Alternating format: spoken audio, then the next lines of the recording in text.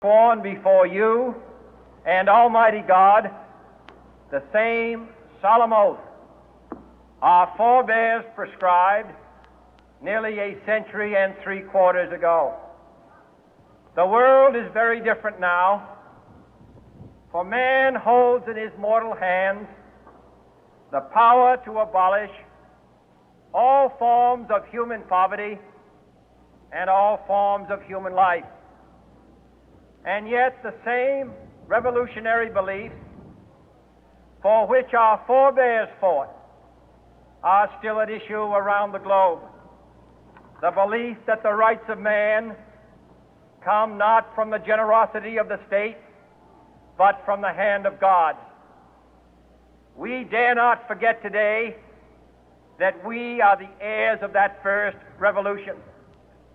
Let the word go forth from this time and place to friend and foe alike that the torch has been passed to a new generation of Americans born in this century, tempered by war, disciplined by a hard and bitter peace, proud of our ancient heritage, and unwilling to witness or permit the slow undoing of those human rights to which this nation has always been committed and to which we are committed today at home and around the world.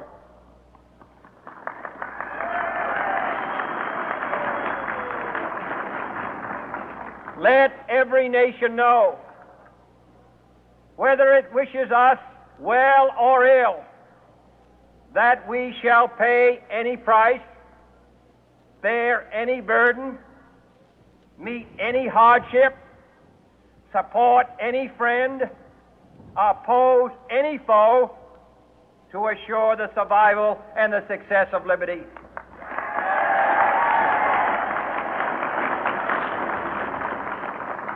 This much we pledge and more.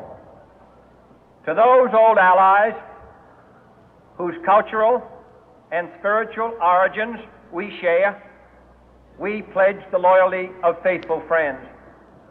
United, there is little we cannot do in a host of cooperative ventures. Divided, there is little we can do, for we dare not meet a powerful challenge at odds and split asunder. To those new states whom we welcome to the ranks of the free, we pledge our word that one form of colonial control shall not have passed away merely to be replaced by a far more iron tyranny. We shall not always expect to find them supporting our view, but we shall always hope to find them strongly supporting their own freedom, and to remember that in the past, those who foolishly sought power by riding the back of the tiger ended up inside.